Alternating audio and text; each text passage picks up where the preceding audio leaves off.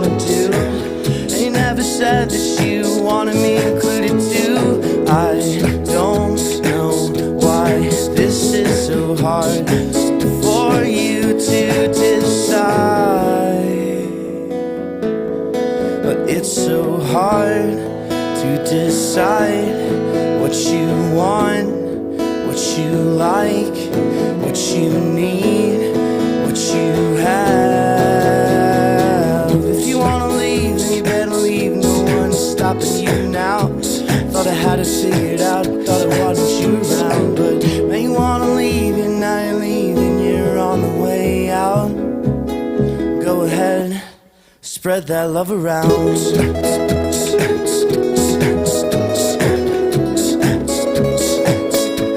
Spread that love around. Come on. Spread that love around. Yeah.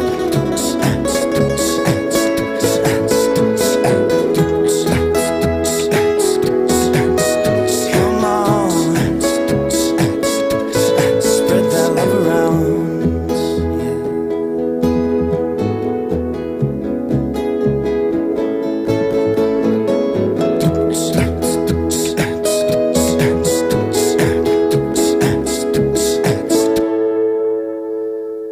Now you're missing me, I'm missing you, but you don't really wanna say, 'cause you don't really wanna play those games anymore. It seems like yesterday when all alone was there to stay, but now we watch it fading through the cracks in the floor. I feel like I can't do anything right, so let's fight for our right to love one more time. 'Cause it's so hard to decide what you want, what you like, what you need, what you have. If you wanna leave, then you better leave. No one's stopping you now. Thought I had it figured out, thought I wanted you around, but now you wanna leave, and now you're leaving. Yeah, you're on the way out. Go ahead, spread that love around.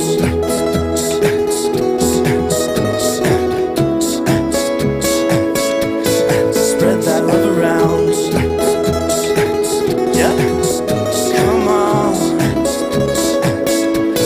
Spread that love around. Oh.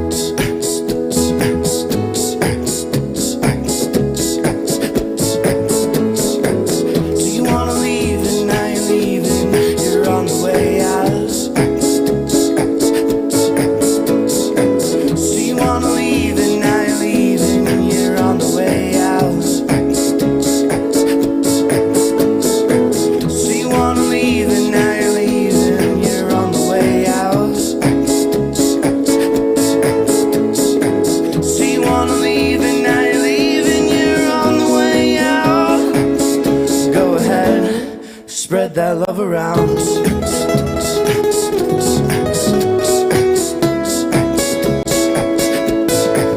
that love around. Come on. Spread that love around. Come on.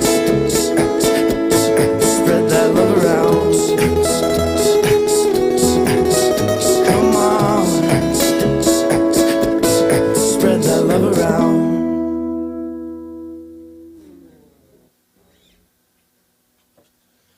Wow. Nate Sachs. Dude. Yeah, man. That was a little jammer too. I got a little lost in the loops there, but A little lost in the sauce. Dude, I absolutely enjoyed that. That was, I was going to say I enjoyed the shit out of that, and then I was like, I'm going to try not to swear, and I just did, so whatever. we're counting it. Yeah. You know, if anybody wants to make a swear counter, there it is. Dude, welcome to the studio. I'm really happy to have you on the live stream, man. This is awesome. This is great, man. I've been looking forward to this. Yeah, this is a ton of fun here. And real quick, I want to say thank you to everybody that is tuning in and to everybody that is watching after the fact. You guys are awesome. We have Nate Sachs with us live in the studio tonight, showing us the crazy music magic that this guy does. You can't see it on the camera, but he's got this whole pedal board and loop station set up, and this guy produces music live in real time. And he also does this all over Hampton Roads and, like all over the East Coast country. Yeah, I've done it in quite a few places, mostly in Hampton Roads, some Richmond stuff. I've toured with some other bands out of town quite a bit, but this project, like my solo stuff, I'm ready for it to, you know, grow some legs. Yeah. Yeah, and play some other places. So. Yeah, no, absolutely. I mean, dude, your skill level is it's something else. I mean, to do what you do live, to produce music in real time live in front of people is crazy to me. I mean, it's a lot of stuff you got to keep track of. Oh yeah, there's a lot of room for error. Yeah. With the looping, and like, you know, just to pull the curtain back a little bit on that last one, I accidentally swapped to this other thing, and then I couldn't get out of it, but I did. Right. And so that's the kind of stuff that's going on in my head while that's happening, is how do I get out of this? Right. Yeah.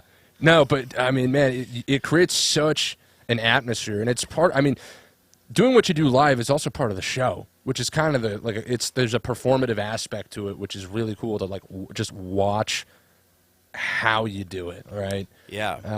Not just hearing the product. And it's the Voice Live 3 by TC Helicon, so, you know, little product placement.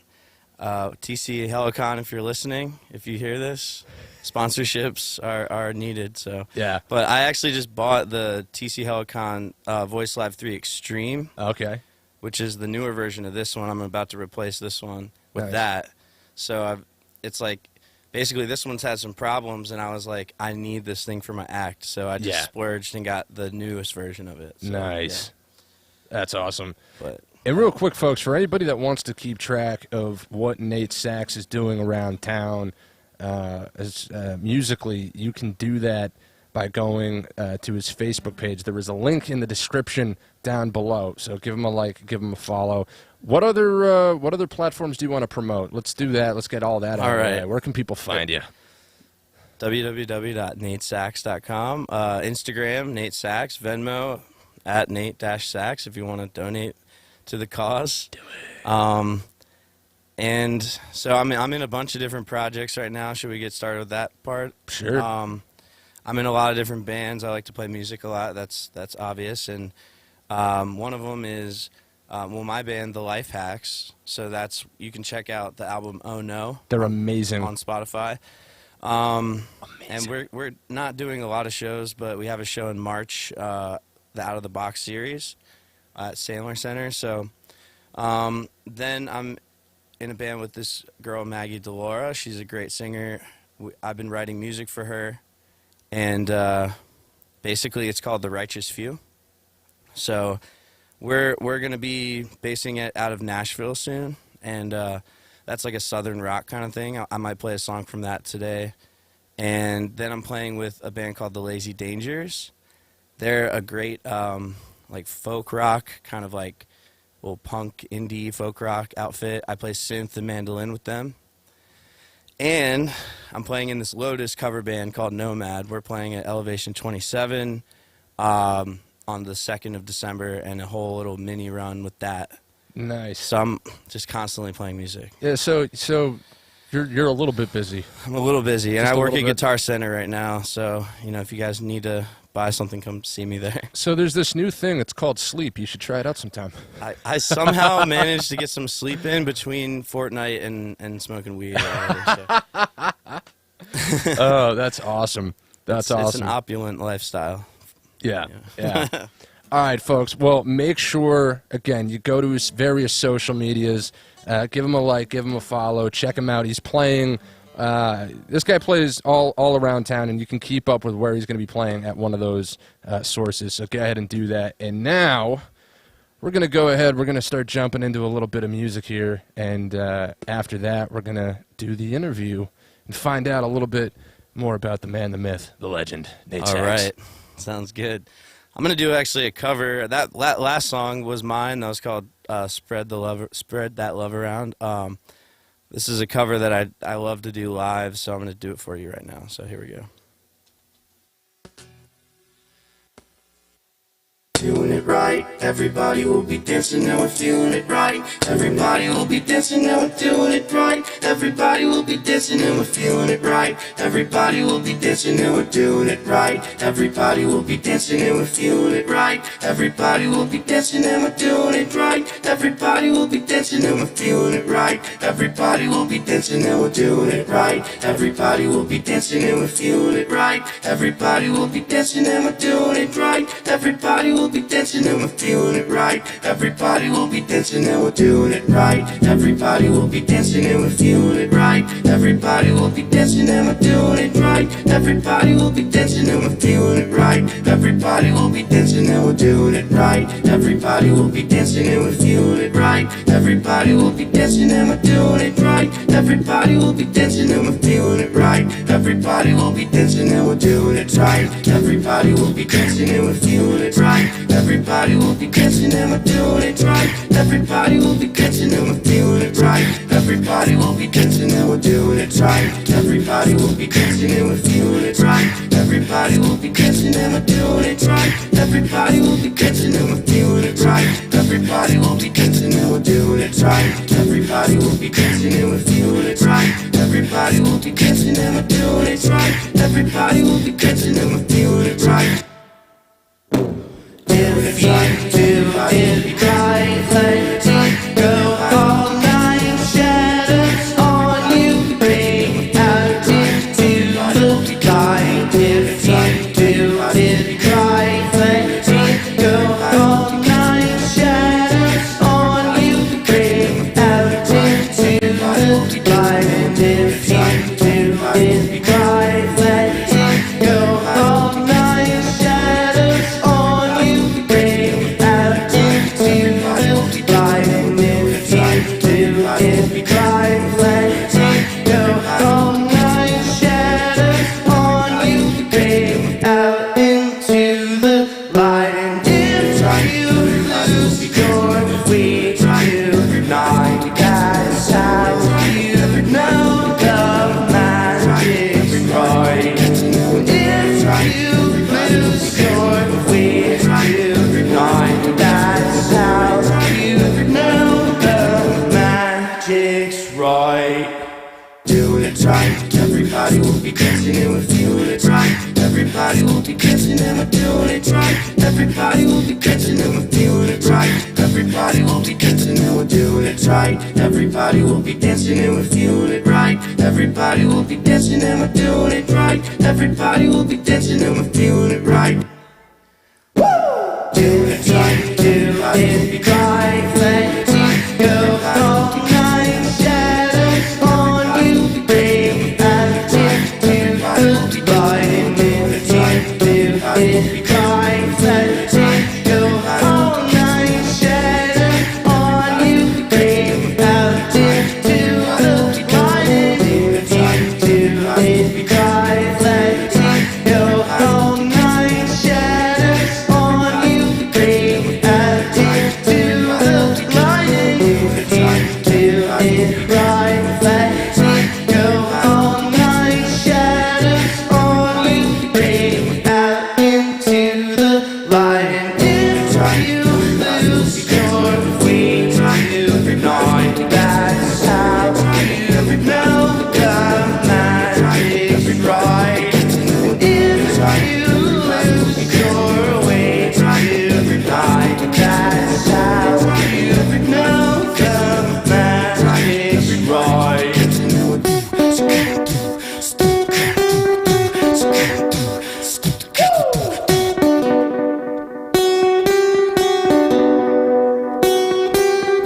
right. Everybody will be dancing with you. It's right. Everybody will be dancing and I'm doing it right. Everybody will be dancing and I'm doing it right. Everybody will be dancing and I'm doing it right. Everybody will be dancing and I'm doing it right.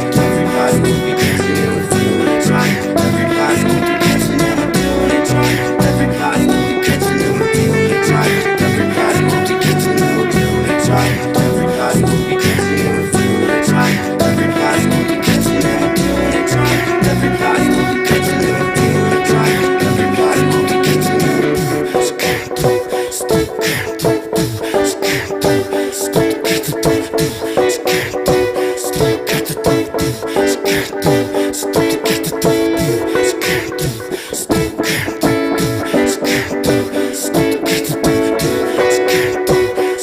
Everybody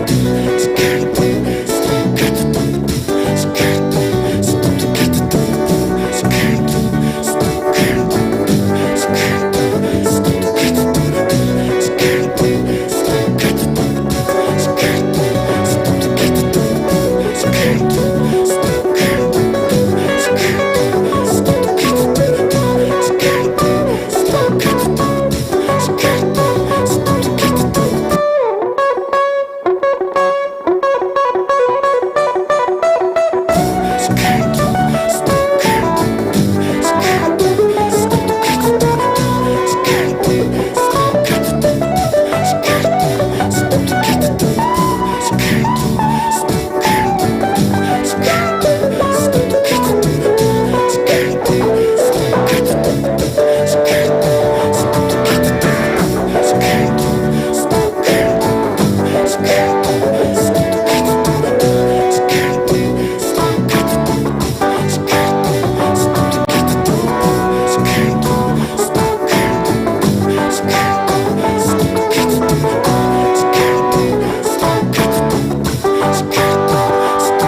dancing and I'm doing it right. Everybody will be dancing and we're feeling it right. Everybody will be dancing and we're doing it right. Everybody will be dancing and we're feeling it right. Everybody will be dancing and we're doing it right. Everybody will be dancing and we're feeling it right. Everybody will be dancing and we're doing it right. Everybody will be dancing and we're feeling it right. If you do it right, let's go all night. Shadows on you, break out into the light. If you do it right, let's go all night. Shadows on you, break out into the light. If you do it right, let's go all night. Shadows on you, break out into the light. If you do it right, let it go all night. Shadows on you, break out into the light. And if you lose your way tonight, that's how you know the magic's right. If you lose your way tonight, that's how you know the magic's right. If you lose your way tonight, that's how you know the magic's right. If you lose your way tonight, that's how you know the magic's right.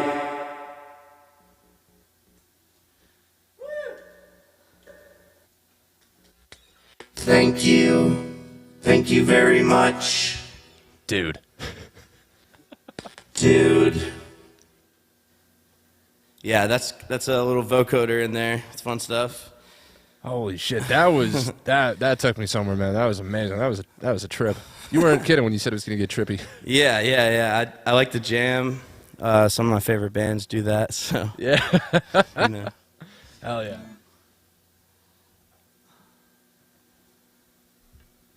Do I keep going? Yeah. Oh, yeah, okay. We're going to keep this thing going real quick for anybody just tuning in. We've got Nate Sachs live on the Lockdown live stream in person. This is real, folks. This is real stuff. Real good stuff. Only you can see this. That's right. And real quick, if anybody, we've got an interview coming up after Nate's set. If anybody has any questions they want asked, go ahead and put them into the comments section, into the live chat, and we'll see if we can get to them. If you've ever wanted to ask Nate a question, like where he gets all this groovy stuff that he wears, you know, throw it in the chat. And if you want to follow what Nate has going on, you know, you want to be creepy, follow him around town to all his shows. You can do that. I'll be at Park Lane Tavern, Kempsville tomorrow. That's a good spot. There you go. Hopefully they won't have me outside, but we'll see. I'll bring this poncho just in case. There you go. So yeah, make sure that you guys go ahead and go over to his Facebook page or his Instagram. It's Nate Sachs. Facebook is Nate Sachs Music. You can also find him at www.natesachs.com. And the link to his Facebook is in the description down below. Sure is. Okay, here we go. I'm doing some covers for a second. This is just what I love to do live, and some bands that I'm really, appreciating right now. This one's by King Gizzard and the Lizard Wizard. It's called The River.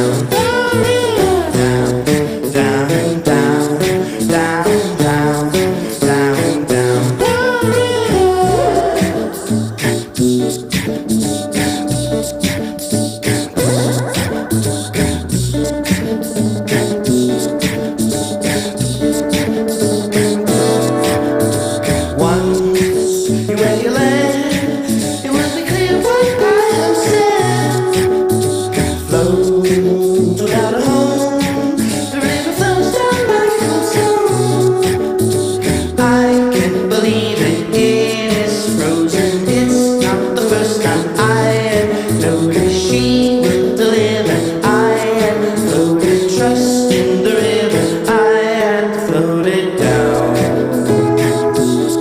floated down, floated down, floated down, floated down, down, down, down, down, down, down, down, down, down, down,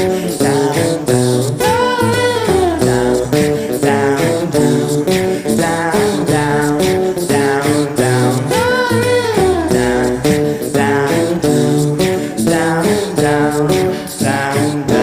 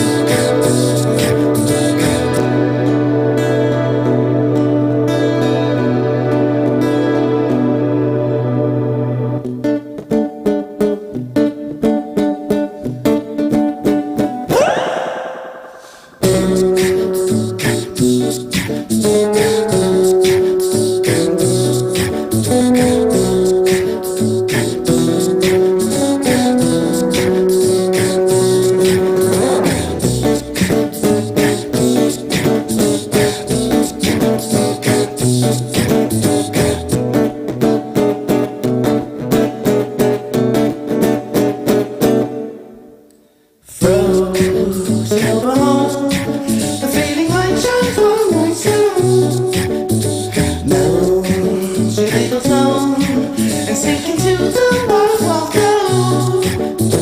I can't believe it, it is frozen. It's not the first time I noticed she will deliver. I floated, trust in the river. I floated down, floated down, floated down, floated down,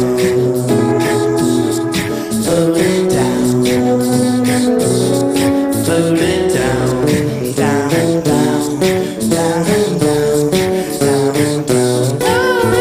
down, down, down, down, down, down, down, down,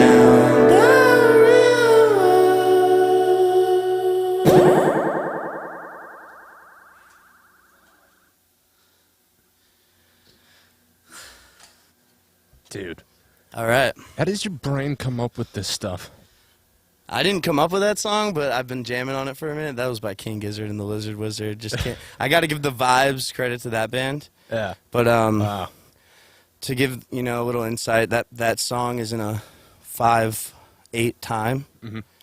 So it's kind of like Take 5 by Dave Brubeck, if any jazz heads jive with that. And the timing is just like really cyclical. Yeah. So it's great for looping. It's like a simple chord progression, but it keeps your attention. Yeah. You know. Yeah. No, dude. Wow. I definitely recommend checking those guys out. They have a lot of music, so they're one of my favorite bands right now. All right, let's keep this thing rolling. All right, so I've been doing this project with Maggie Delore and the Righteous Few, and this is one of the songs I wrote for them that I'm gonna actually end up singing.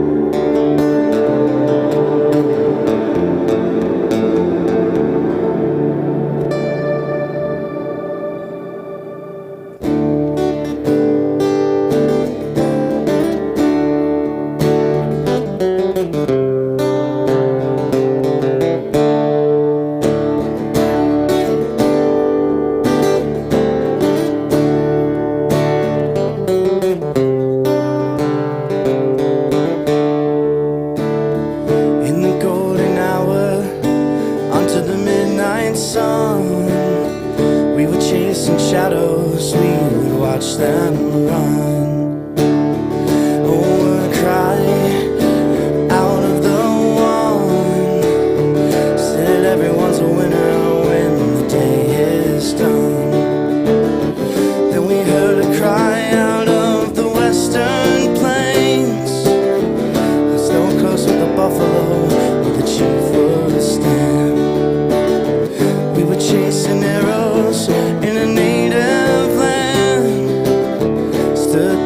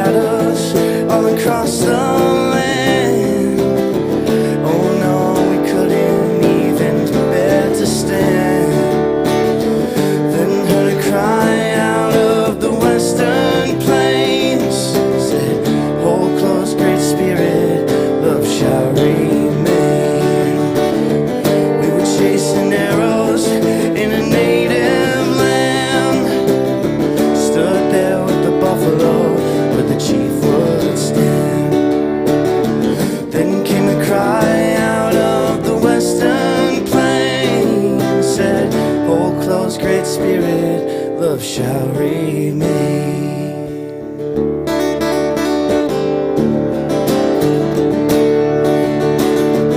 In the dirt and the dust we are one.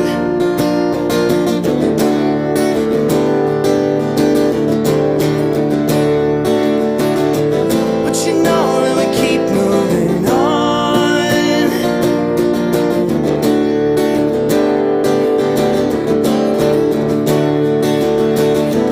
In the dirt and the dust we are one together.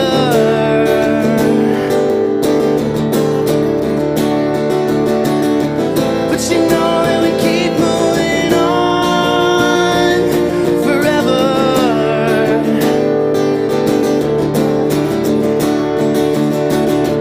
In the dirt and the dust we are one together.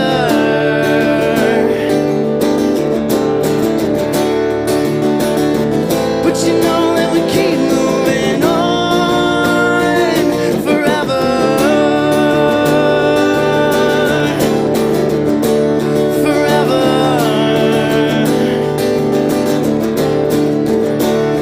Together.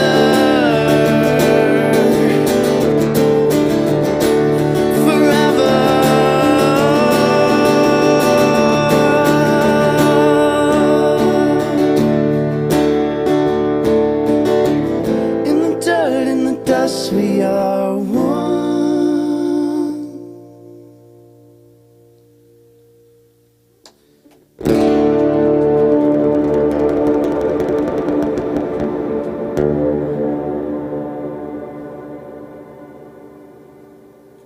Wow. Yeah. So that's like an example of some of the songs I've been writing, like in my spare time for other projects too. Just in your spare time. Just in my Yeah. spare time. That's a spare time song. Nothing deep about that one at all. No, I don't know. That song kind of like it kind of just, the words give me a little bit of a acid trip in the desert vibe. Yeah. You know, so Yeah. that's kind of what I was going for there. Dude, I just imagine people at like the Grand Canyon, like the people that like to do all like the tight roping and climbing and all that type of stuff, right? Those people, right? They're blasting this on their boombox that they still have from the '90s while they're walking across. They're two- Walkmans. Yeah, They're climbmans. that's it. That's it. I can see that. Out in Red Rocks, Yeah. in like Sedona, Arizona, with their like jewelry like gleaming in the sun. Yep. Dude, I could see that being placed in a movie too. Thanks, man. Yeah, that's something that I want to get into eventually down the road. I mean, as soon as possible, but that's definitely one of my dreams to write for TV and movies, and it'll happen one day. Oh, dude, we gotta it. We gotta have a whole conversation.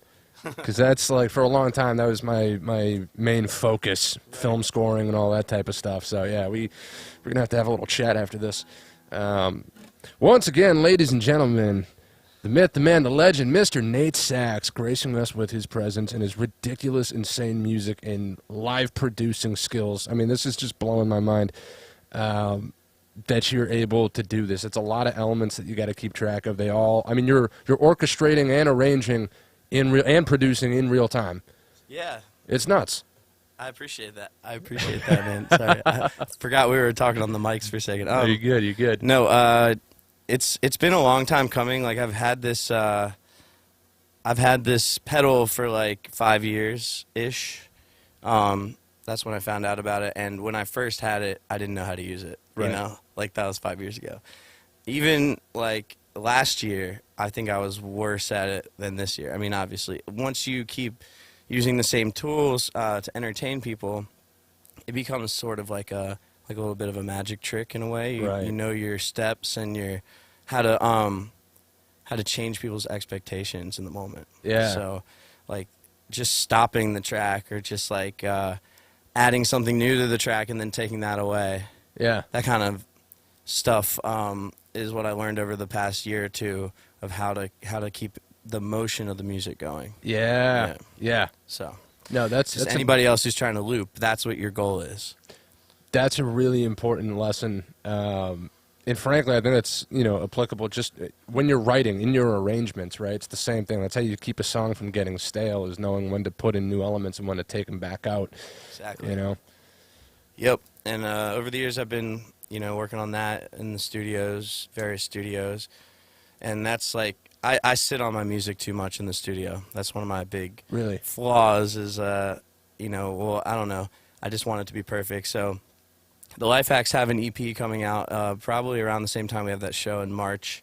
It's going to be a surf rock psychedelic EP that Nice. the 3 songs like segue into each other, and it's got kind of a concept. But I've been sitting on it for a little bit just because waiting for the right time. Right, yeah, fair enough. Timing is everything, especially as a musician. I know, I just looked over to our, see, you people in the audience can't see, but... I've got an audience here. yeah, we've got Mr. JD3 in the house. JD, you wanna say hi? Hello. Thanks, buddy. Good job. You did it. Great job. I'm so proud of you.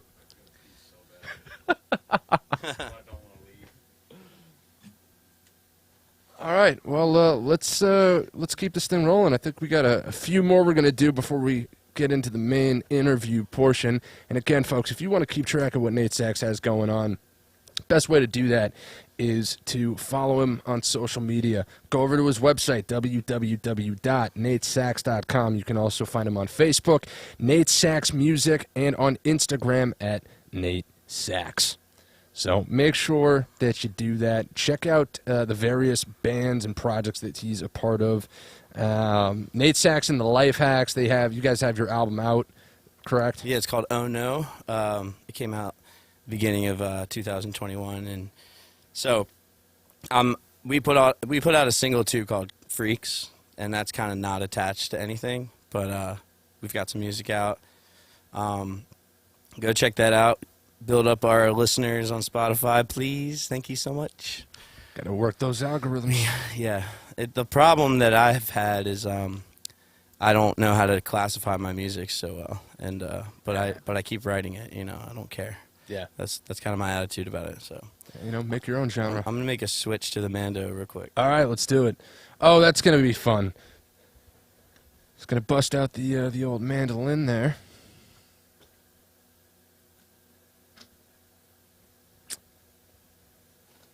Mr. James Dowdy. Live in studio audience, which we don't do very often, but every now and again it's kind of fun. This is the most fun I've had in 5. Wait, hold on. You wanna say that into the mic there, bud? This is the most fun I've had in like 10 years right here, Mr. Nate Sachs. So. Oh, thanks, this is JD. great. Appreciate that. It's good to meet you. All right, and to everybody who's watching, I love you, and hopefully some of my bandmates from this band are watching. Maybe not, maybe so, but they can watch this later. And this is a song by them, The Lazy Dangers. It's called We Were Never Here. Bring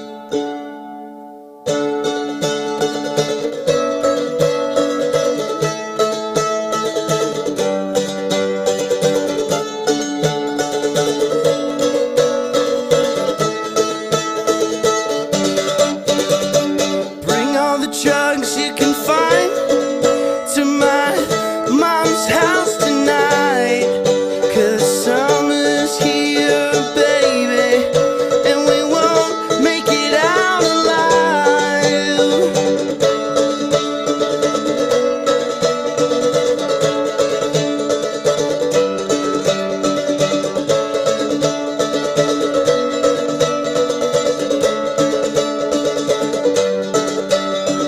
Darling, please hold me as the music gets loud. 'Cause you know my heart can take it all, and then it breaks down.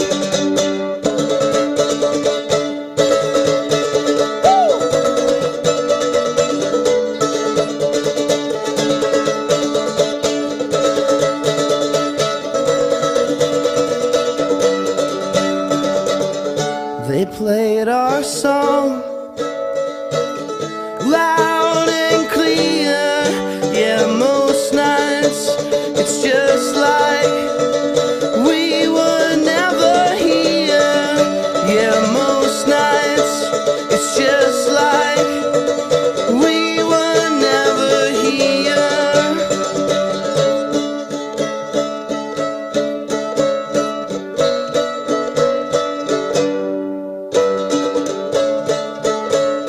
Yeah.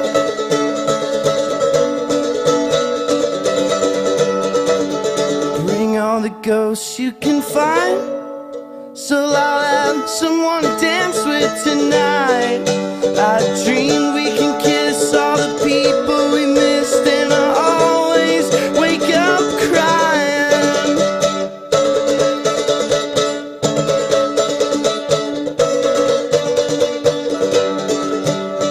Are you still good to drive in the blue before that sunrise? 'Cause I've got some beer and we'll keep it in clear, and you know your love lost time.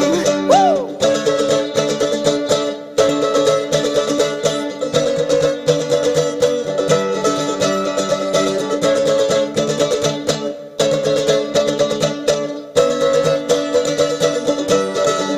Well, they played our song loud and clear.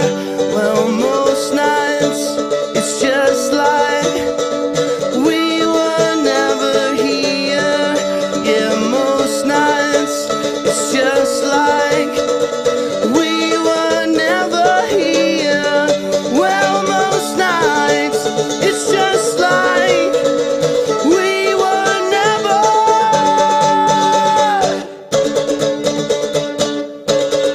We were never here. We were never here. Oh, they played our song loud and clear. Yeah, most nights it's just like we were never here. Yeah, most nights it's just like we were never here. Yeah, most nights it's just like we were never here. Yeah, most nights it's just like we were never.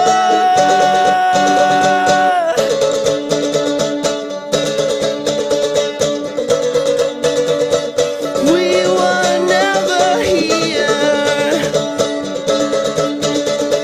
We were never.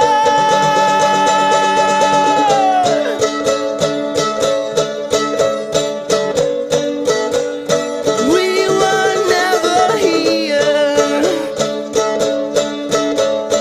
We were never.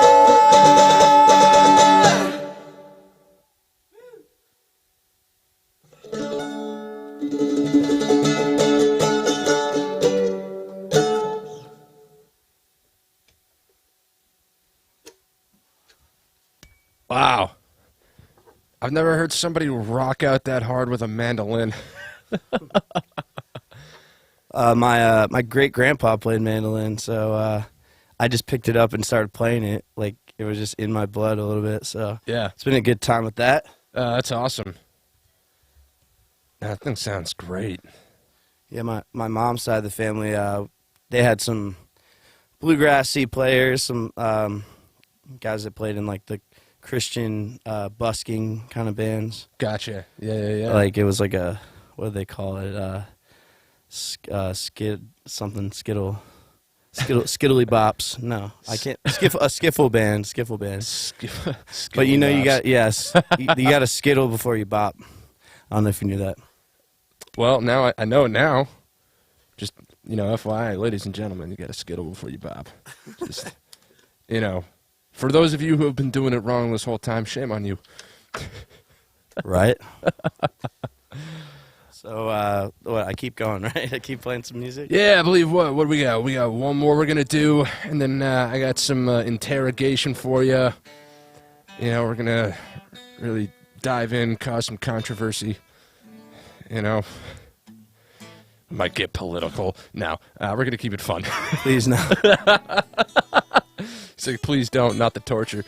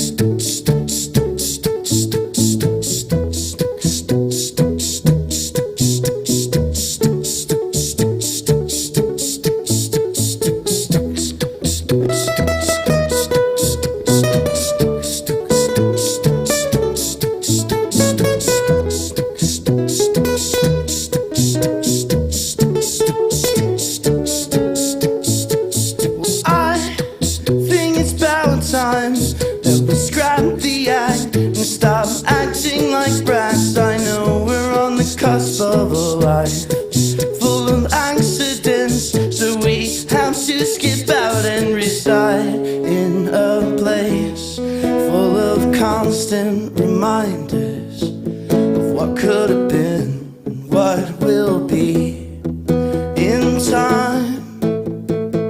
Oh, I don't know if I can explain how to live your life and prosper.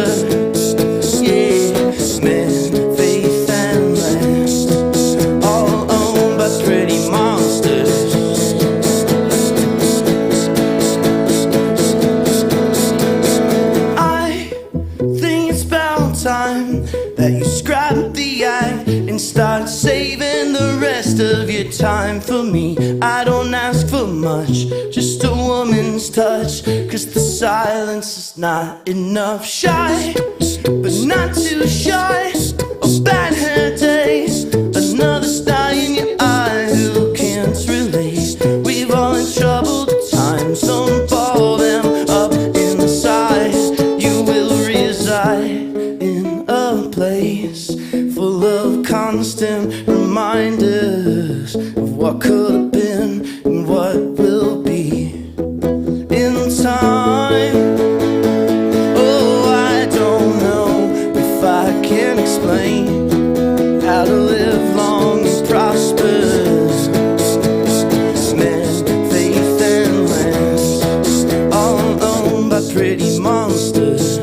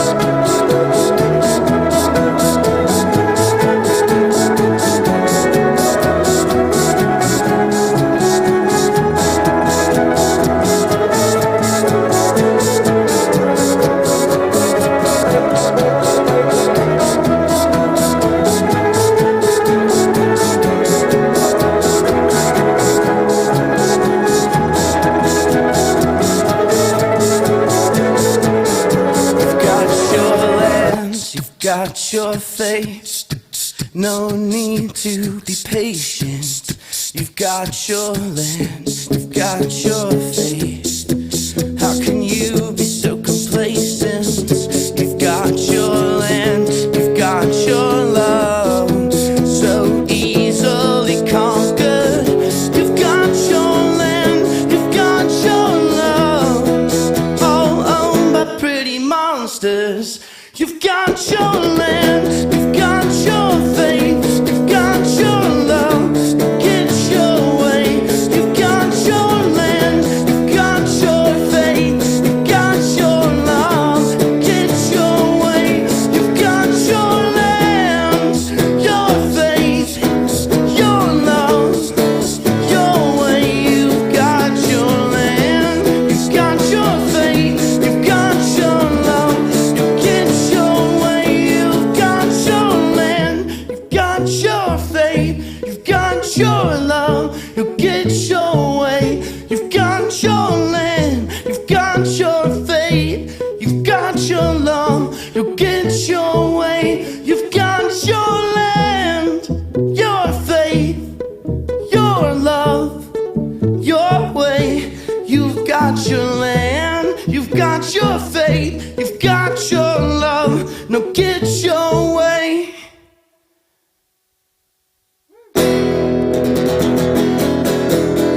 Get your way, y'all.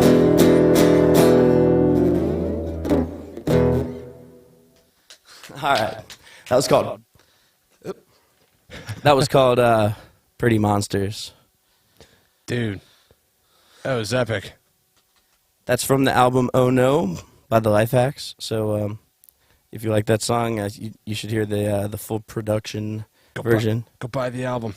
Go buy the album. You can buy it. You can stream it. I might make vinyl soon. It's been a long journey for that, but we're gonna get there. Nice. That's awesome. All right, now let's see here. Did we have one more you were gonna do, and then We can do one more. dive into it? Yeah, sure. And that leaves one for the end, I think. Woo. We're trying out a new We format. got a lot of folks. songs. Yeah. Well, you know what? Why don't we take a quick? Why don't you take a break? Let me ask you some questions. In All that right, case. let's do that. That last one was a lot. So let's Yeah, do I was gonna say that. you're I'm gonna sit down for a second. you're working pretty hard over there. Oh yeah, you know what? Hey JD, would you mind grabbing grabbing a chair for Nate? No, I got one over here. I'll get it.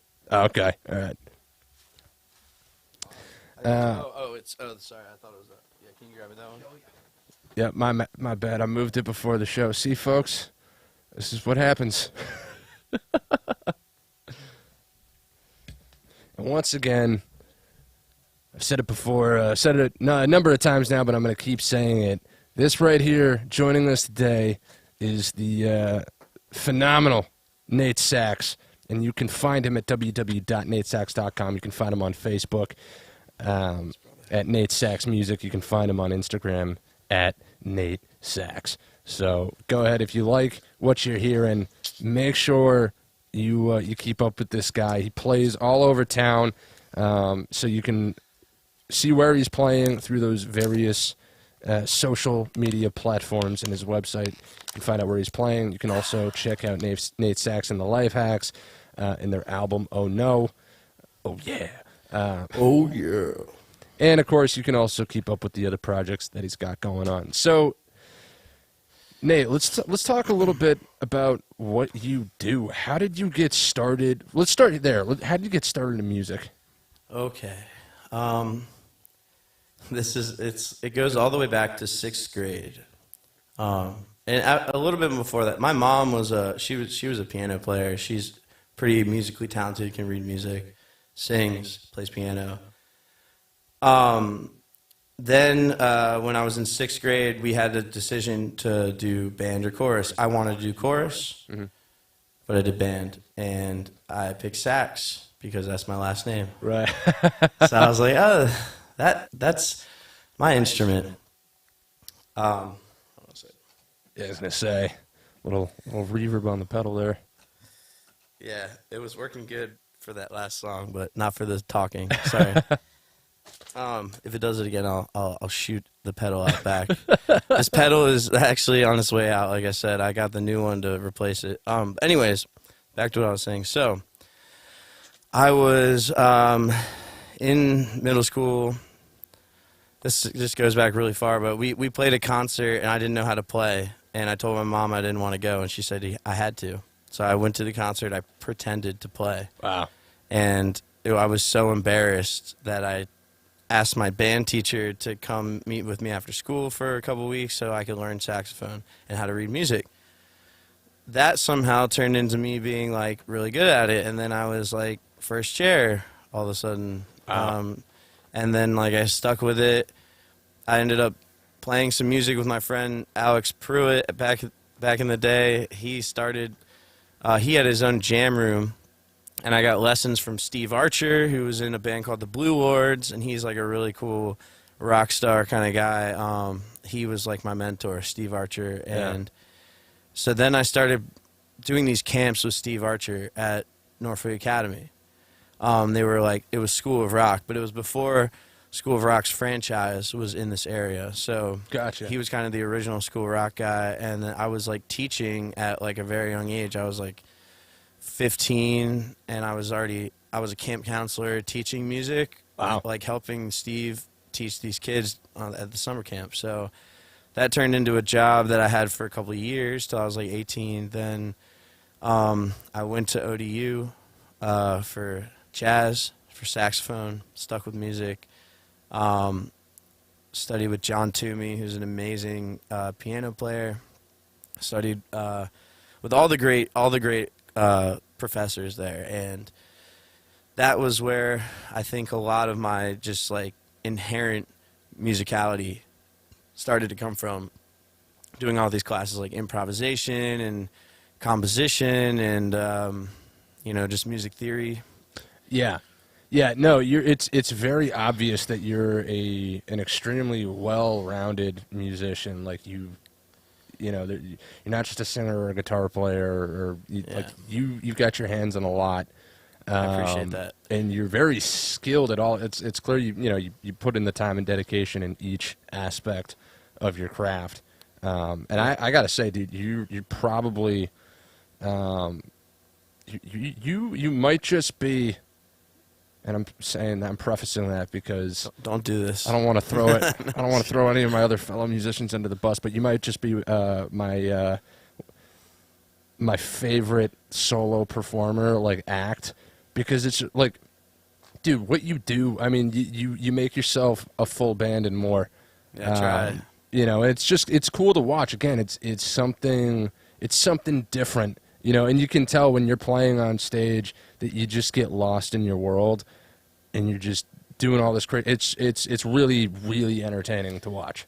It's a lot of fun. Thank you so much. Yeah, it's like I said, the past year or year and a half, I really felt like it blossomed. Like there are times I'm playing in a bar, I'm playing the usual places, but it's not usual. It's like I'm really expressing myself and started to kind of loosen up that way, because I used to just play covers like at bars, and it was kind of miserable actually. Like for a while, I got really jaded about it, playing places that had nobody, playing in the cold, playing, I don't know, just trying to figure out what people like, that kind of thing. That's like the worst part of playing out, is like you have to pander, but I find that when I really like a song that everybody else likes, I'll add it to my collection of songs, and it makes me feel better. It's like, but I'll still do like Wonderwall and, Wagon Wheel. I'll do that stuff for a price. Yeah. It's kind of expensive. No, I'm just kidding. But like, I don't stick my nose up at entertaining people like on that level. Right. So that's why I haven't really been doing a lot of my originals live in those contexts. But now that like shows like this and opportunities like this, like kind of get me to think about my songs a little differently and do the looping thing, and that's really fun. So thank you for having me on this, and thank you for doing it. I guess, and going back to what you're saying, like how I got started too. I've been in a lot of different bands. Like I was in a band. My first band was called The Void, and we were like 17. Like this was in high school. We ended up playing the old Jewish Mother that doesn't exist anymore, the one that was at the ocean front, and like that, and that should date how old this was. We won like a battle of the bands at Peppermint Beach Club, and we had a blast playing music. Some of my best friends, me, my friend Mike Lehman, and Mitch Warrench, and they're like my best friends. But now we've all kind of like we all spread apart. One of them lives in Colorado, one of them lives in Charlottesville, and they both have their own respective bands and have been doing music too. But that was my first band, The Void, and we wrote a bunch of songs, original music. And then I was in a band called The Reckless Passengers, which was like a gypsy rock band with Miles Hoyle and Luke Hartman and some other people, and it was like a jam band with like some gypsy rock, so I was incorporating saxophone, and we were writing these like goofy songs about pirates and treasure and stuff. It was really cool though. It was so fun. That sounds like fun. And then from there I went, like that band kind of disbanded, and then I went to or in between that I was in a trio called Honey Badger with my friend Katie Long. Shout out to Katie Long and Hunter Rhodes. We were an acoustic trio. We played on Beach Street USA, which is now live on Atlantic. So we did the whole oceanfront entertainment thing, and Nice. It was fun. It was kind of treacherous sometimes too. Like we were out there in the elements, but Yeah. I learned a lot about gigging during that time of my life, and then kept playing the bars, kept doing my thing. But I also played saxophone with a band called Major and the Mombacks. We toured heavily, went as far north as like Vermont. Nice. Did the whole van life. I was the sax guy, but I was we were all pitching in on. There was 8 of us, sometimes 9 of us on this journey in this freaking van that was bound to explode. The whole thing was a little sketchy. We got stranded a bunch of times. And again, I learned a lot about gigging with those guys. We recorded an album in Nashville. One of our songs, Don't Say a Word, has like over 1 million plays on Spotify. Wow. So that was definitely a bigger. Now they're called Super Doppler, and they changed their name and their sound a little bit. No horns, but they're cool guys. The Friedman brothers, Cole and Neil. Shout out to those boys and all the other guys from Major and the Mombacks. That was like 2 years of my life doing that, and then now. I did the Life Hacks thing for a while. It was great. There ended up being a little bit of difference in opinions and what our path should be. So Right. I ended up, parting ways with my last 2 band members of that. Now I went back to my old drummer, Scott Steele, and Tony Scurria from a band called Delirious George. They're in my band now. So, and Tony and I are really tight. He also plays bass for the Righteous Few with Maggie Delora. So there's all this stuff going on in my life, man. My music and my musicality and my just will to either A, help people, or B, just be a part of something cool. Yeah. Has gotten me all these like irons in the fire and all these people that I love playing music with. And it's really like a big connected web of awesome. Yeah. Yeah. No, it's an incredible feeling, when you have a community, and when you've got the skills to make all these opportunities happen, and to put all this stuff together. Because again, you're just a beast of a musician, incredibly experienced, right? As you've just laid out. You've been in about every band on the planet. Too many. I'm ready to settle down, ladies. So, what got you into the looping? Like, when did that really start? Because I know you mentioned you've had this pedal for about 5 years. Yeah, right? So I would say the person that gave me the inspiration to loop was Keller Williams. He's a jam band guy. He's like a one-man band. And he's done a lot of projects too, how I want to be. And he's got a funk band, he's got a bluegrass band, he's got a Grateful Dead cover band. He's Right. got a lot of different stuff that he does, and he's kind of ingrained himself into the jam band scene. So you'll see his name on a lot of festival lineups and stuff. Keller Williams, check him out.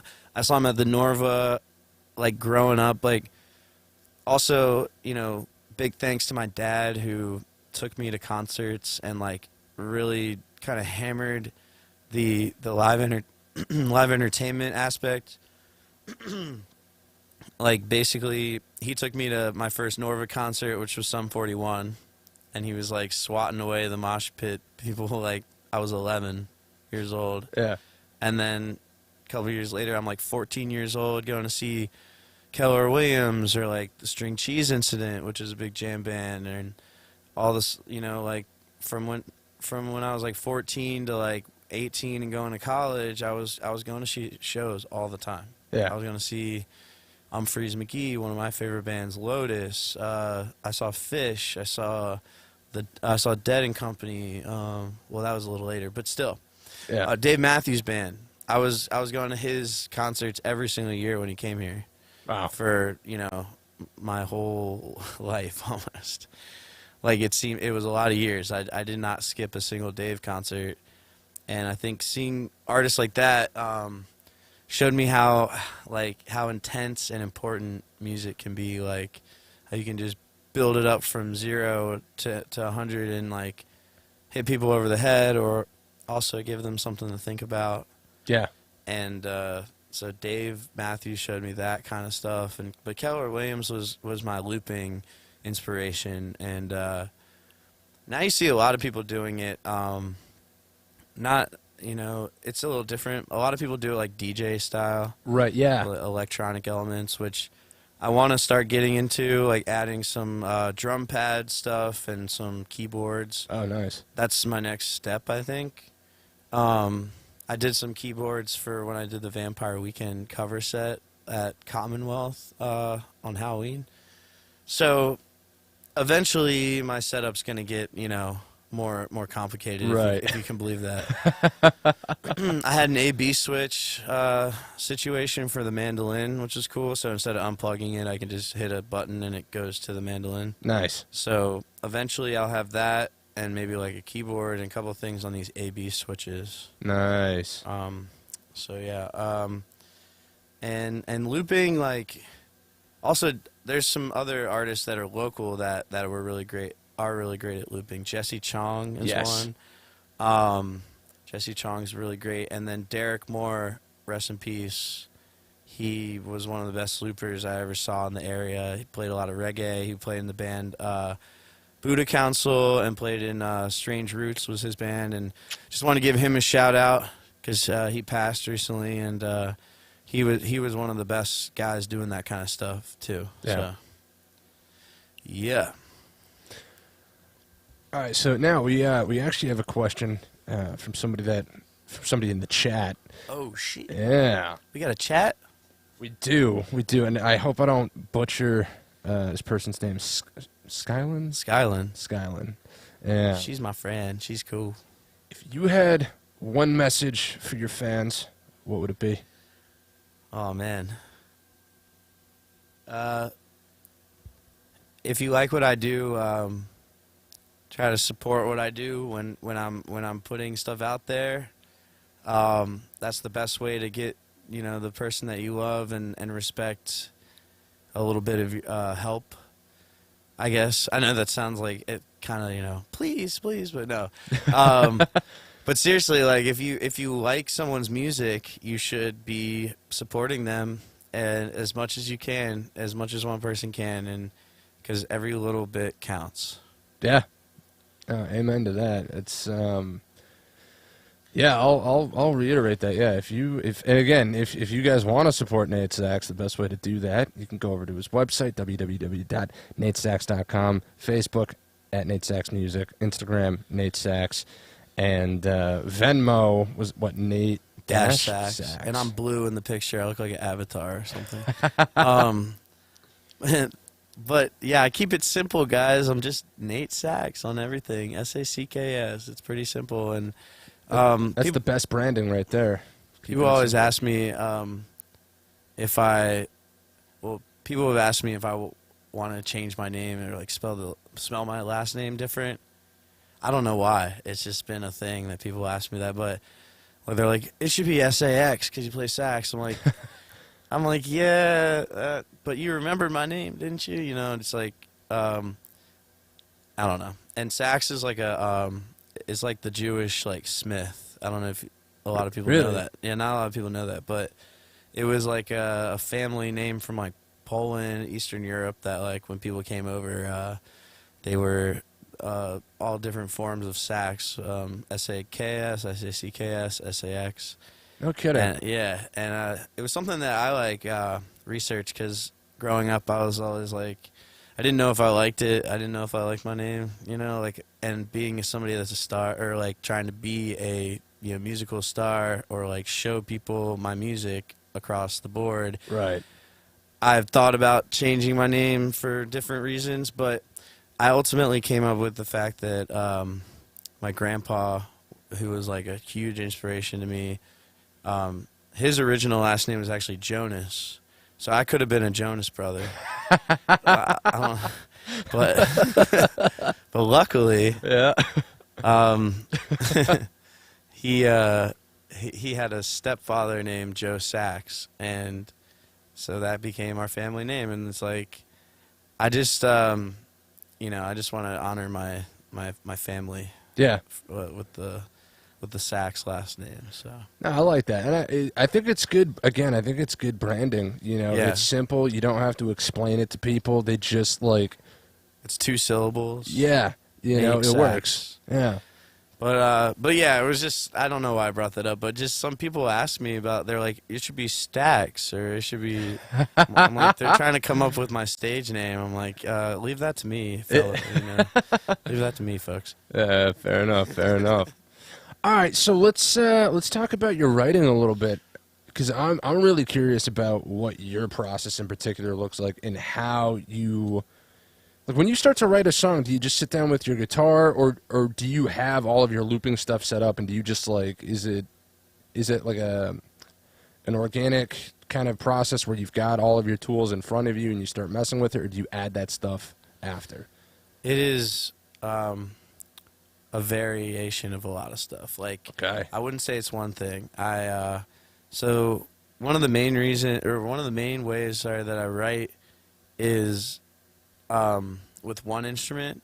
So like, I'll be on my guitar, I'm like, oh, I like this riff. I put on my voice memos on my phone and I record the riff, right? And then sometimes I'm really feeling it and I lay in a vocal, or I have a title in my head, I have a catchphrase or something.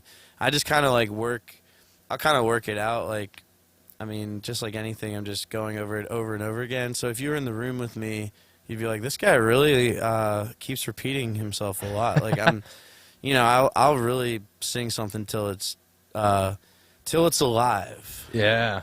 Not till it's dead. But and it's like, it'll be like that sometimes, but then sometimes I'll be on my computer, like the song Spread That Love Around that I played first. That was just a beat I made on the computer, and I laid in some vocals, and it just like became what it was, organically. But I was in Logic in my DAW, like, Right. making and if you heard the demo, you'd be like, oh, I get it, But so sometimes it's like that, and then like I ran into some cool things with The Righteous Few, like writing techniques I'd never done before. First of all, shout out to Maggie Delora. She's amazing. I've been writing some songs for her, and she helps write after I've written the main idea. Like, we'll go over the song together, but sometimes the main ideas with her will just be like a feeling, or like start with a title. Like, we have the song Hellfire, and I just imagined her attitude, which she has sometimes, in song form, and kind of like started waxing poetic with all these fire metaphors, and then it kind of goes. You have to listen to the song, but it goes into a direction where she's so upset with her job, she goes back and burns it down. and Damn. and it's like the hellfire is it goes from metaphorical to real in the song. Right.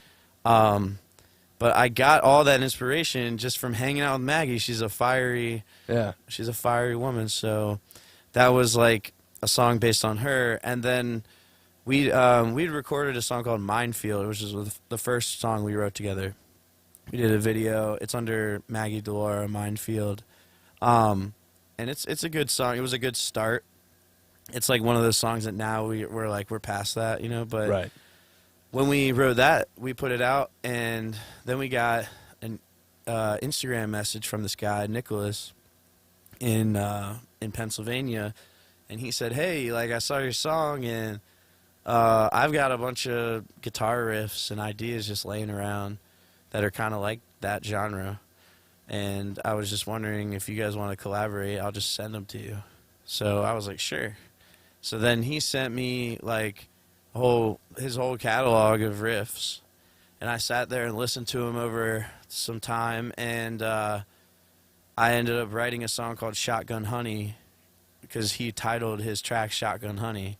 Nice. And I ended up just like weaving this whole song he just had a main riff, and what I did was I laid it into like GarageBand or whatever I was using, and then when the section would stop, I would create my own section, and I looped that, or like, you know, made it to the grid, and then I started writing these lyrics about a girl in like a broken home that has had enough and goes to get her shotgun.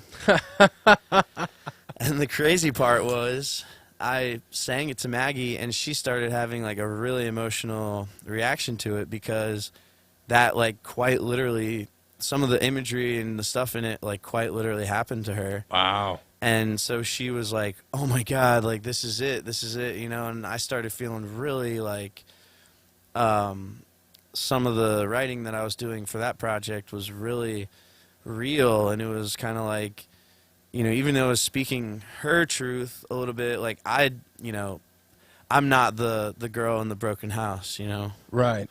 But I wrote about it. Isn't that the so. amazing thing about music? How it can do that? How you know, you can become a gateway for something that, like, for a piece of music, right? That you put out into the world, and then it can have that effect on somebody else. Right. And that's what you want. Yeah. You don't want to like show someone a song, they're like, "Oh, that was cool."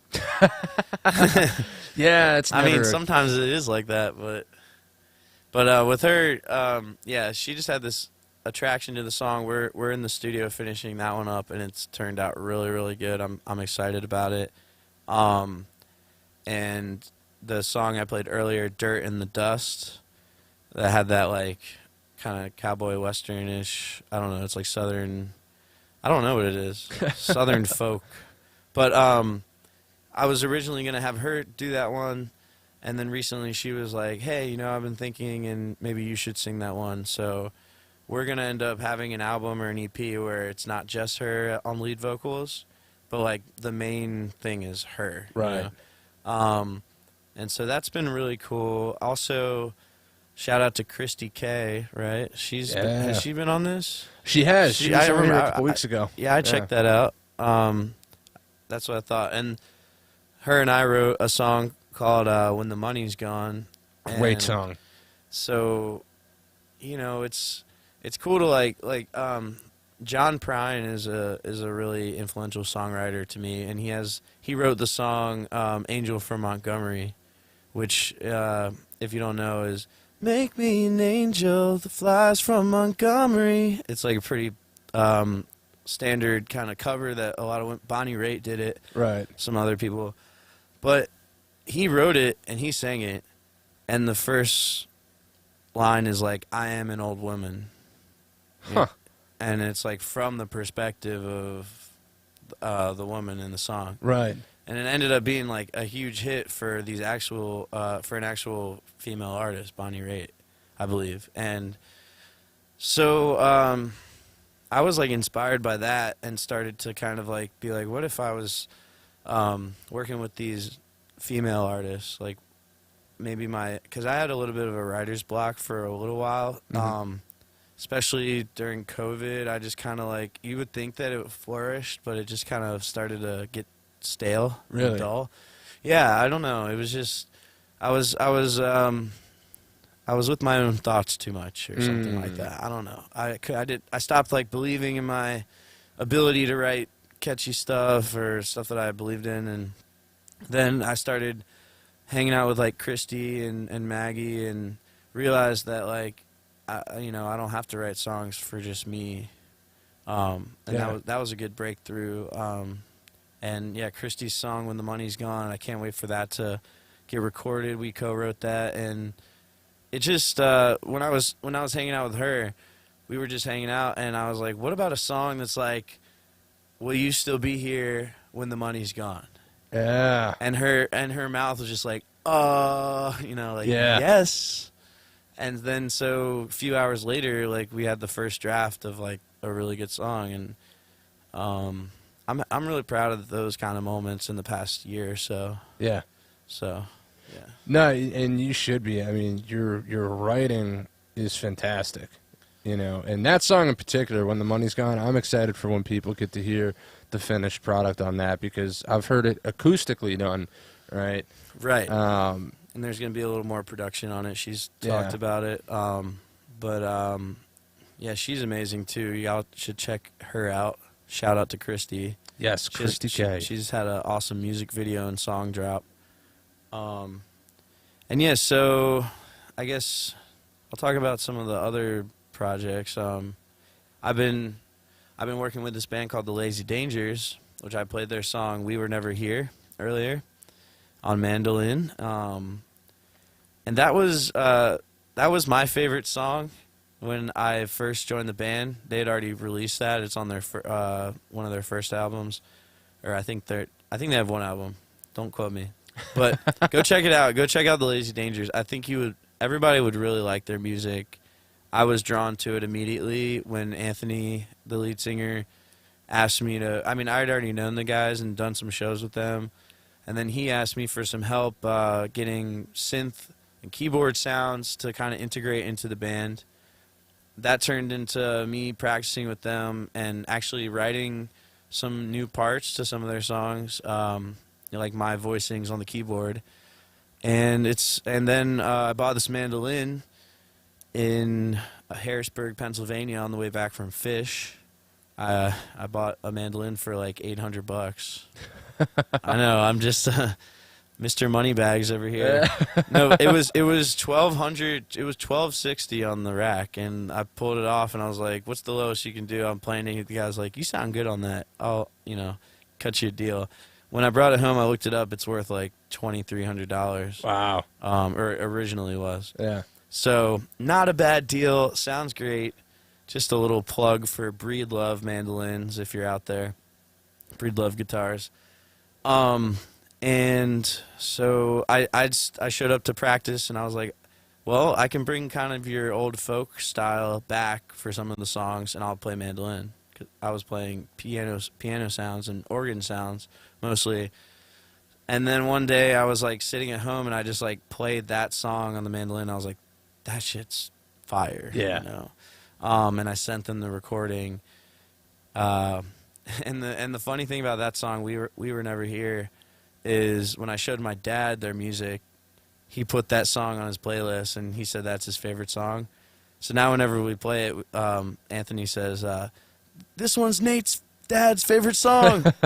This one goes out to Nate's dad." He said that. My dad was in the audience at Smart Mouth block party, and "This one goes out to Nate's dad." That was pretty funny. But anyway, so I think that song's great. It's got they've got this vibe of like Party Hard, bunch of rascals, but then with these like kind of deep strokes of genius in the lyrics. And I definitely feel it. So I'm happy to be a part of that project. We're recording their most recent album right now. So Nice. I'm gonna have to check them out. yeah, I'll send you their stuff. Yeah, please do. Please do. Man. And I'll just try to get to the end of my project so I can give everybody a taste of what I'm actually doing. There's this band called Lotus, and when I was growing up, it was like one of my favorite jam bands. I've seen a bunch of Lotus shows. They're like a smooth, kind of jazzy jam band with some electronic elements. Very, I hate to use the word smooth jazz, but it's just like got that like very stylized, smooth sound to it, some of their songs. I'm in a cover band right now called Nomad. That's because their album was called Nomad, or one of their albums. And that's with Daniel Cote and Nathan Levine from Paper Aliens, which is a great local band, and Stephen Ely from Delirious George, and Jay Rowe, who plays percussion. So we're going to be playing at Elevation 27 on December 2nd. And then we're going to Philly the next night at a place called The Bar, which I don't know what to expect with that. And then we're going to the Canal Club in Richmond, and then we'll be back here at Chicho's backstage on the 5th, I believe. So it's a little mini tour celebrating the music of Lotus. Nice. I play keyboards and guitar for that. And that's, you just gotta, if you're not familiar with the music, maybe check it out before you come. But you can also just come with an open mind, because it's a really fun time. Yeah, I imagine that's going to be a hell of a tour, man. That's going to be a lot of fun. Yeah, and I love the guys I'm playing with. They're really fun people to be around and good friends. So, so shout out to those boys, and I can't wait to play with you guys on the 2nd to the 5th. I've also been playing with this guy Josh Forte in a band called The Fellas, which was it was originally Josh and that guy Derek Moore I was mentioning, and Derek passed, and so it's kind of blessings from Derek. There's been some gig opportunities that project had in the works. Right. So Josh called me. Forte called me, and then so I'm playing with them at Oceans 14 on Black Friday. And we just kind of do it's like improv covers. Like we'll pick a cover, we'll play the head, we'll jam the F out, and then, and Josh is an amazing drummer. So that's another thing I'm doing. That's not really as frequent, but. Right. But I'll do anything for a buck, man. Living that working musician life right there. Yeah. Or come see me at Guitar Center. I'm in operations there. So yeah, I don't really sleep a lot, but I try. Yeah. It's tough sometimes in this business, you know? I went and saw Humphreys McGee like 3 nights in a row and still had work yesterday morning and this morning. Wow. So I've just been going at it. So what would you say is your ultimate goal? Right, like where are you looking to go? Because you're pretty accomplished. You've got a lot of projects. You know a lot of phenomenal musicians that you can work with and that you collaborate with. You've got all this, right? And you've got all this experience and all these skill sets, and you're doing a lot with them. But what is it ultimately where you want to be? Like if you could just snap your fingers and be in the position you want to be in right now, what would that look like? Yeah.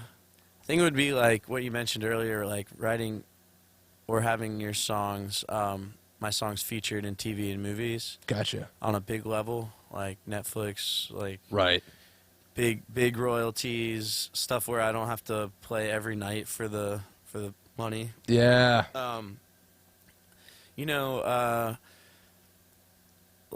Like with the Righteous Few, we have something on the table right now that's one of my dreams, which is getting a distribution label to pick up your stuff and distribute it to places overseas, and that's starting to happen with that group. So, and that's something I ultimately want for pretty much everything I do, nice. If it can be. Yeah. I want an international following. So far, I would say I do a lot, but it's like the way I look at it is I'm throwing a lot of darts at the dartboard, but some of them aren't really like going so far, Right. And I want some of these darts to just like scorch the walls, Yeah. go through the proverbial universe a little farther. Yeah. Yeah. And some of that is happening, but I don't know. It's hard to say. I was supposed to move to LA before COVID. I had this whole plan. I have some friends that live in LA. LA is apparently like a shithole now, but so my next move might be Nashville. We've gotten a lot of good feedback from some friends that Maggie's made in Nashville, and it just seems like the right place for me. Nice. But I'm just waiting to have some stuff solidified before I move. I'm gonna Right. be making some trips in January. Maggie's moving to Nashville in December. I feel that project is randomly, I didn't think it was going to be at the forefront of what I'm doing, but it's really got a good appeal to it in that scene. So Nice. hopefully it makes some things happen. Yeah. So yeah, I don't know what else. I mean, I do want to be a performer and play for people all the time, but I get tired of singing every single night. So Yeah, that's it's draining, and I love singing, but Yeah, no, but doing these 3, sometimes 4-hour shows, multiple times a week, if not every night, it's ridiculous. It gets to Yeah. a point where, nobody should really have to do that. It's like, I look at it like training too. Like I said, I played some places that weren't so fun, and then this year I played the same place, and I just made a fun time out of it. right. That's a good skill to have. Yeah, or I'll kind of cut some places out and stop playing there, and then pick up some new good places. That's been my jam recently. And so then I try to experiment with my set lists, so it's not boring for me every single night. And I was posting my set list, which was kind of nice for other people, some content for people to they're like, oh, this is a cool song. Nate plays it. I'll listen to it. Or I love that song. I already listened to it. And Nate's playing it. I'll go see him. Yeah. And then so I was doing that.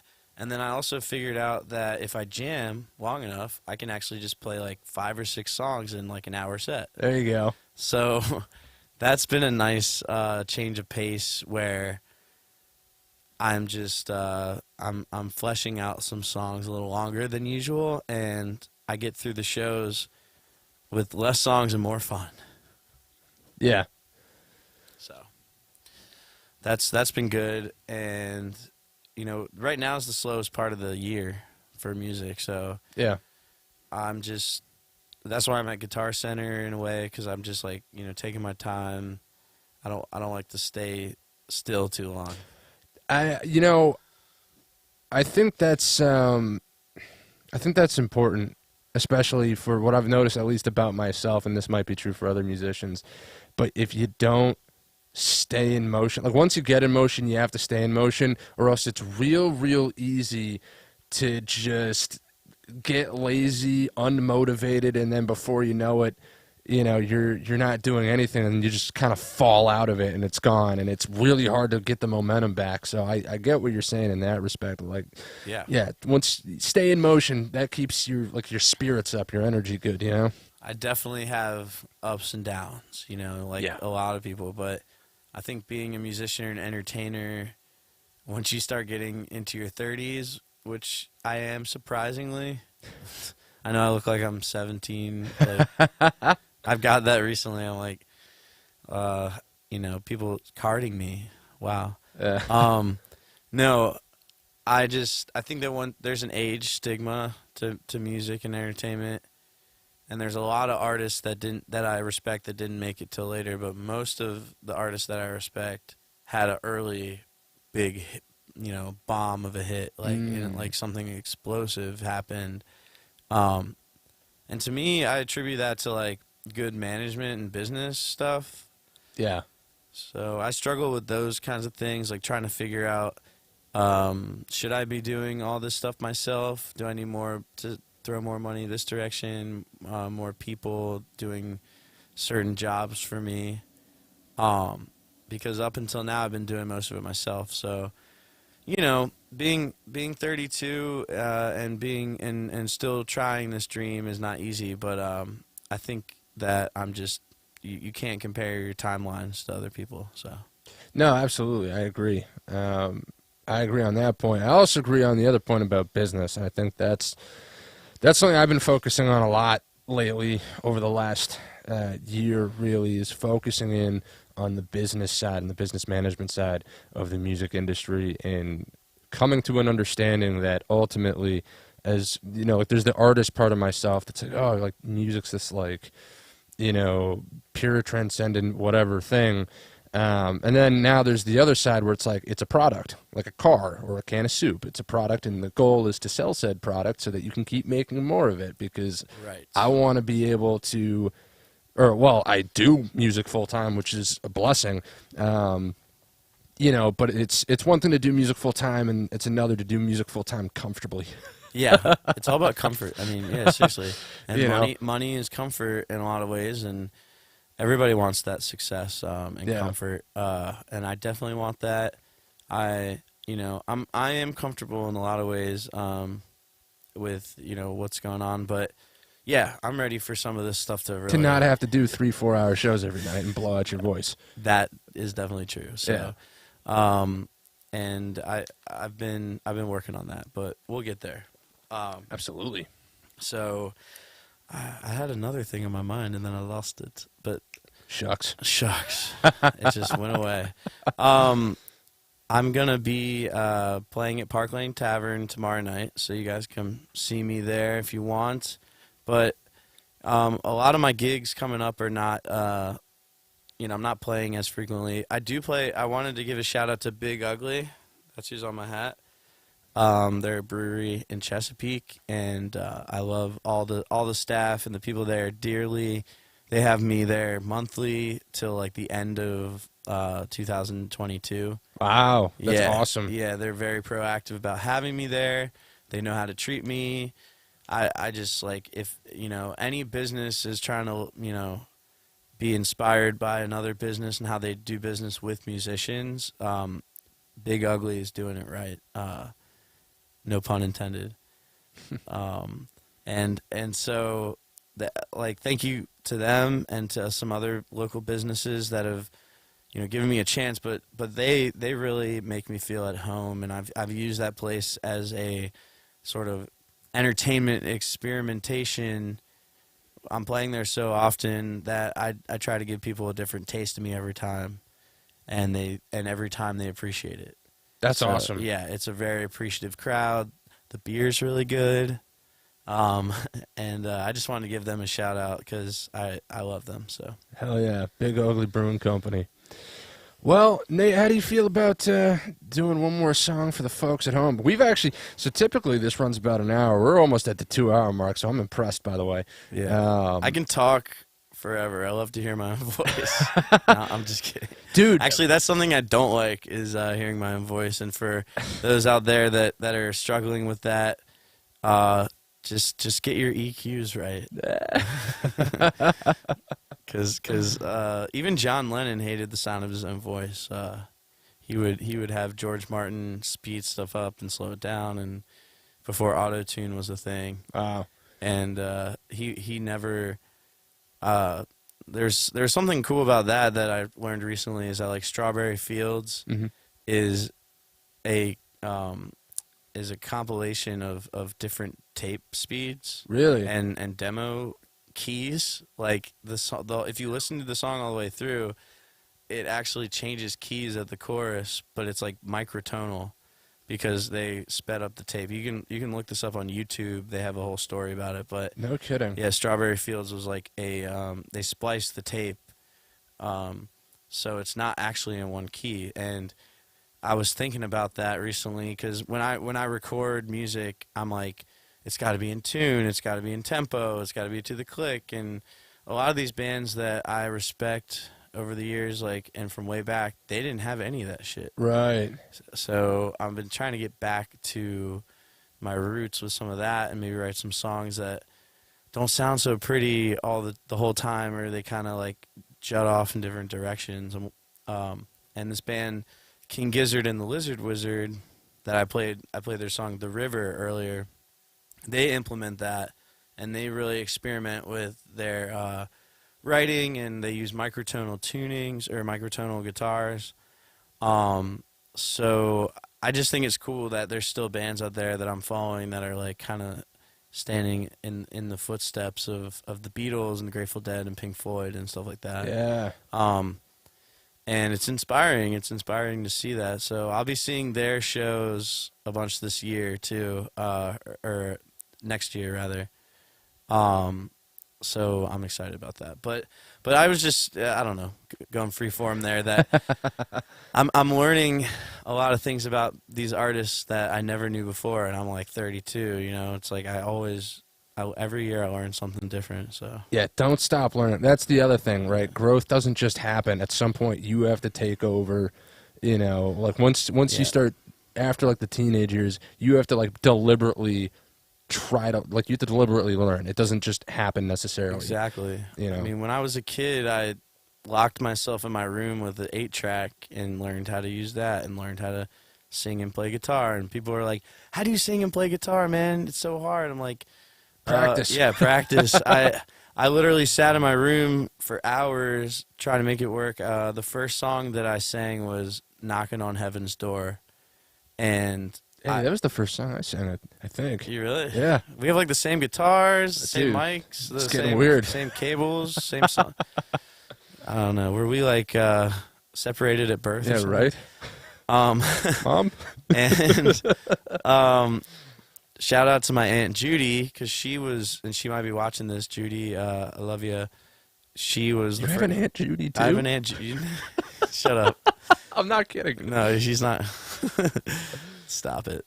But Aunt Judy, she was the first person I ever sang and played guitar to, and I remember that because we were at my beach house at Sandbridge. I learned Knocking on Heaven's Door, and I told her to stand outside the door with the door open or like slightly closed. Yeah.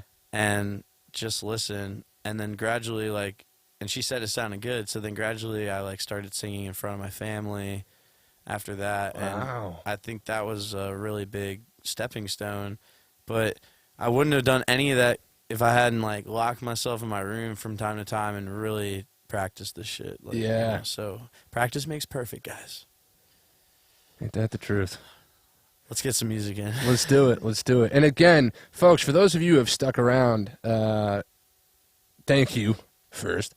And thank you for tuning in the first place. And those of you who are watching this after the fact, y'all are awesome too. If you want to support what we're doing over here at LK Entertainment, the best way you can do that is like these videos, subscribe to the channel. We do this every Sunday with a different artist or band where we bring them on the show. We hear some of their music, and we ask them some questions. We learn a little bit about them, and we try to promote local music as much as possible.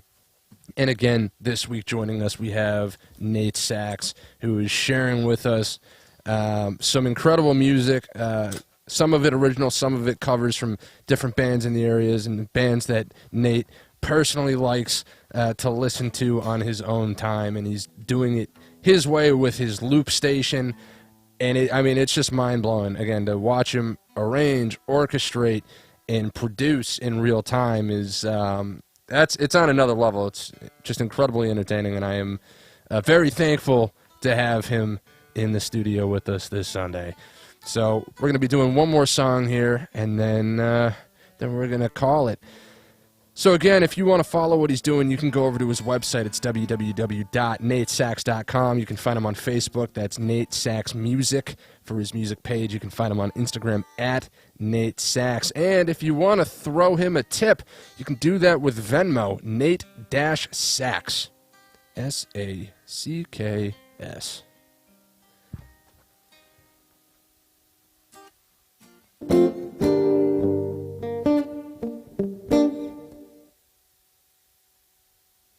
All right, this song's called Some Potion, and this is an unreleased song that I've been working on, so hope you enjoy it.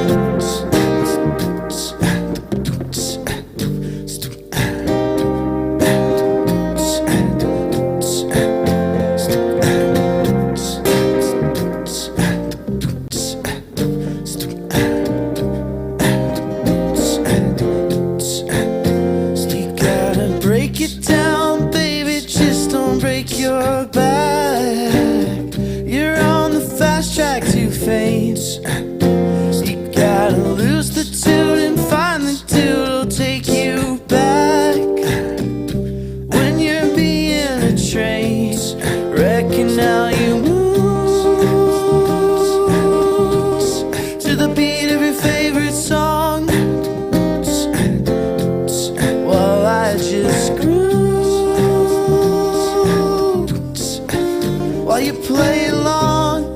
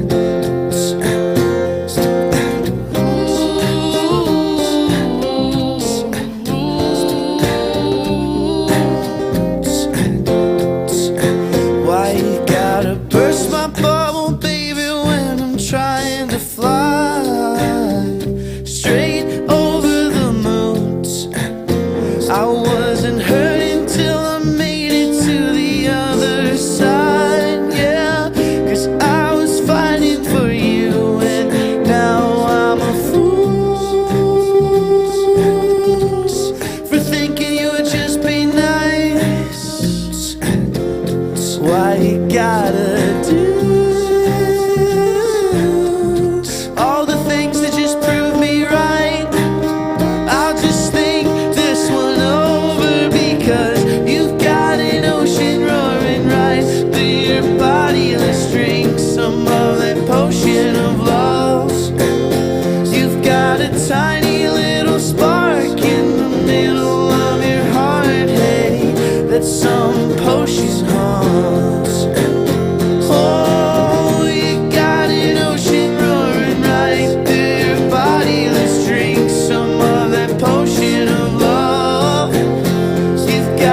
Tiny little spark in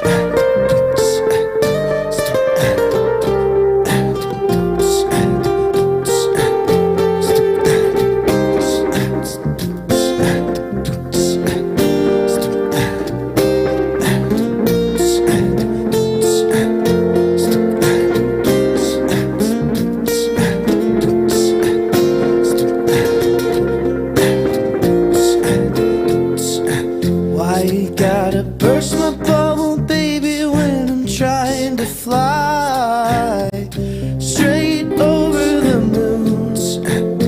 I wasn't hurting till I made it to the other side, 'cause I was fighting for you, and now I'm a fool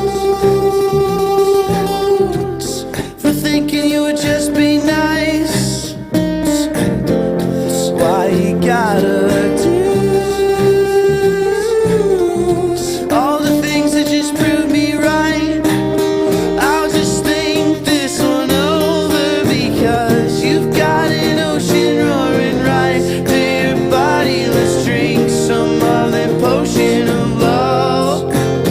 You've got a tiny little spark in the middle of your heart. Hey, it's some potion, huh?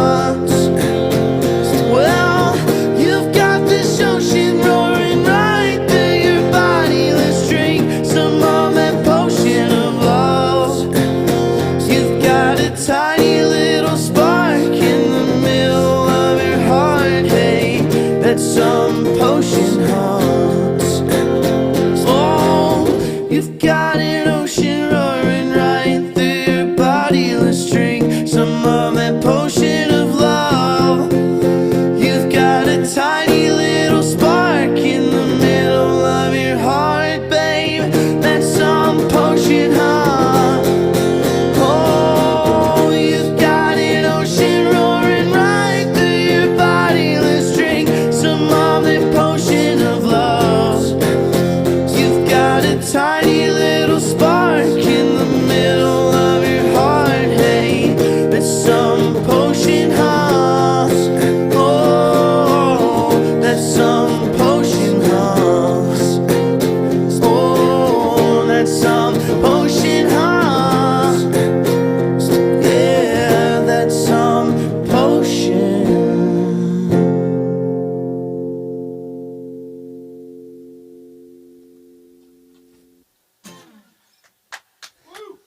Wow, Nate Sachs. All right. You know, I do have one last question for you about all this. How much of this is improv, or how much of an idea of where you want to go? Like, how, if I saw you playing a show tomorrow and then I saw you the next day and you played the same song, would it be somewhat similar, or do you just take it in different directions every time? Sometimes I'll find my groove with a song and keep something from time to time. But yeah, I'm definitely experimenting. Mm-hmm. Like everything that you just saw just now was the first time I'd done it. Like in general, like I didn't practice this at home. I just know the songs and the chord progressions. Yeah. And you guys just got a special performance, like on the spot, me doing that song. Dude. So yeah.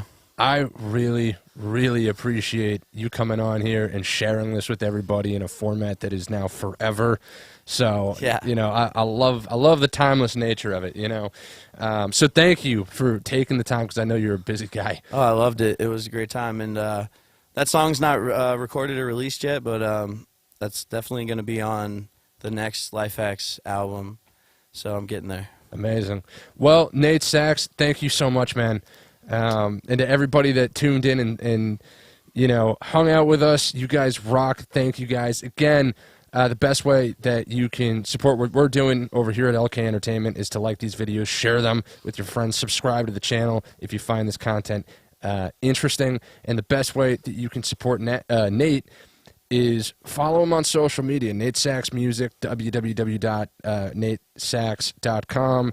Nate Sachs on Instagram. Nate Sachs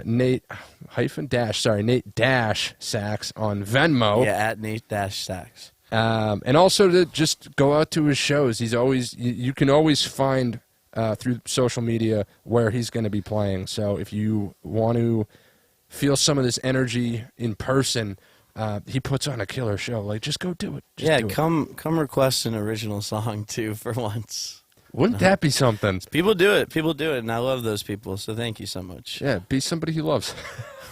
Be someone that Nate loves. Be more like that. No, and I appreciate all the people that over the years have like come and seen my shows and supported in any way. And I hope I can keep making music for you. Absolutely. All right, Nate. Well, absolute pleasure. And with that, we will see y'all next Sunday. We got Cody Browning coming on the show, so that's going to be a fun one. So tune in next Sunday, 6 p.m. Thanks, guys. Good night.